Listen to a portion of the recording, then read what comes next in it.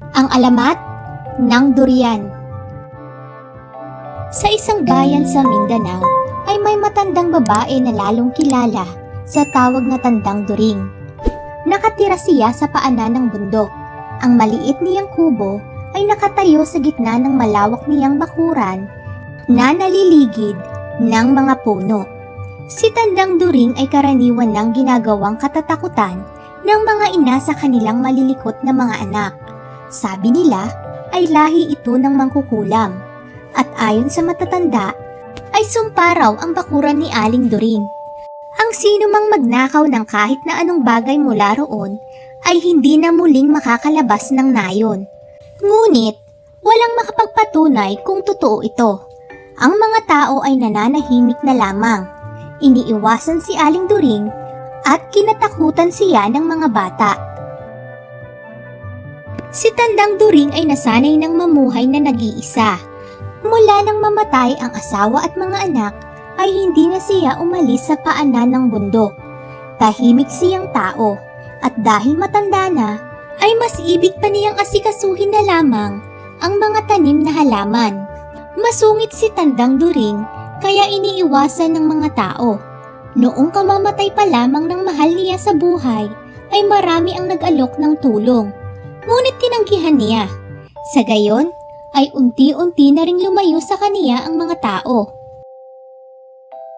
Isang araw, may isang matinding tagutom sa nayon. Walang prutas, walang mais, at walang makain ang mga tao. Isang gabi, ay itinaboy ng hanging amihan ang isang kakaibang amoy sa komunidad. Hindi nila alam kung ano ang amoy na iyon at kung saan galing.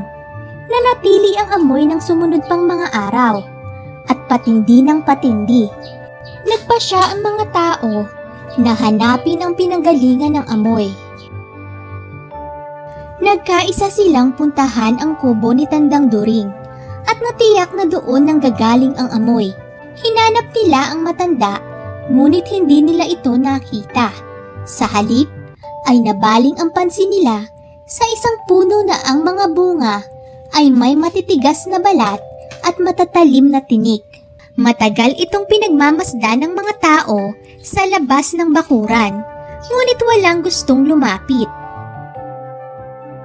Ngunit, dahil sa matinding gutom, nagkaisa ang mga taga-nayon. Sa pamumuno ng isang matapang na matandang lalaki na si Mang Teryo, pumasok sila sa bakuran ni Aling During para humingi sana ng bunga. Ngunit laking gulat nila, wala si Aling During. Bukas ang kanyang kubo, ngunit tila walang laman. Ni anino ay wala. Sa halip, ay inilapit nila ang atensyon sa bunga. Lumapit ang isang bata at sinabing, "Amoy asukal, pero may kakaibang tapang." Tinawag nila ang bunga na durian. Mula sa salitang duri na nangangahulugang tinik, at yan mula sa pangalan ni Aling During. Dahil sobrang hinog ay nagsimula ng bumuka ang prutas. Isang lalaki ang umakyat ng puno para kumuha ng bunga. Nagtakip sila ng ilong nang buksan ang prutas, pero pare-pareho ring nasarapan sa lasa ng prutas na iyon. Nagsipitas sila ng mga bunga at iniuwi sa kani-kanilang bahay. Nang may makasalubong silang isang matanda na taga-ibang lugar at tinanong kung ano ang dala nilang prutas, ay iisa ang sagot nila. Bunga ng tanim ni Tandang During yan, sabi nila. During yan, ang pagkakaintindi sa kanila ng matanda, kaya nang bigyan nila ito ng bunga at itanong ng mga kakilala kung ano iyon, ay sinabi nitong ang pangalan ng prutas ay During yan.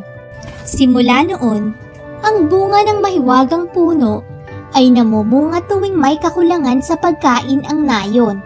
Ngunit hindi na nila muling nakita si Aling During. Ayon sa mga matatanda, siya raw ay naging espiritu ng puno na nag-aalay ng sarili upang hindi magutom ang kanyang mga kababaryo. Tuwing anihan ng durian, Inaalaya ng pagkain ang puno.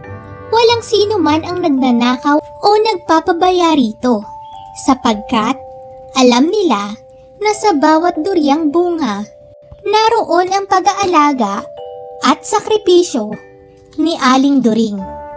At ang prutas na iyon, na kalaunan, ay tinatawag na durian. Thank you for watching. Please subscribe.